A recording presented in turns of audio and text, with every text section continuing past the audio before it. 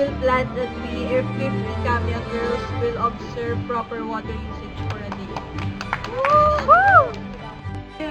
Dye my hair if 100 Kamya girls will properly segregate their solid waste.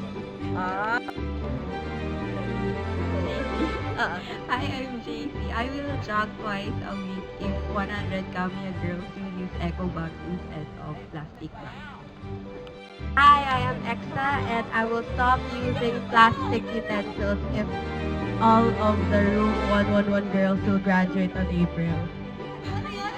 I am Cheryl and I will stop using plastic utensils for a month if 50 Kamya residents will not use plastic utensils for a day.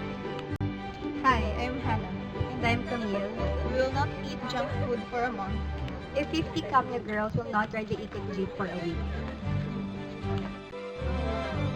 I'm Millie Caranas and I will donate to Kamya every year as an alumni if the Kamya Council and the Kamya Dorm Office can implement their environmental policies strictly.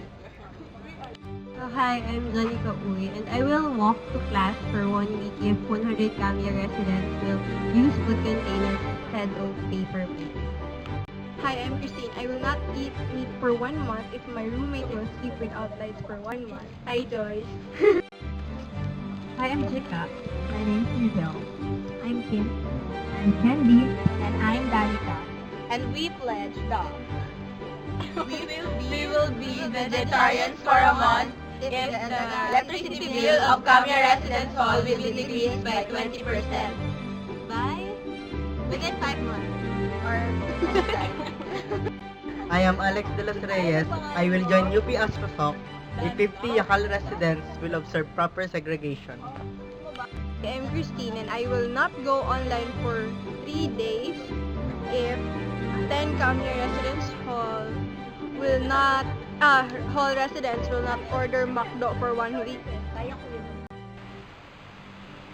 I'm Arian Liksay. I will jog for a week if 20 N dormers walk their way to class for 2 weeks. I will if you will. Hi, I'm Beth, and I will not buy any lipsticks for 1 month if 20 dormers will jog every day for 1 week.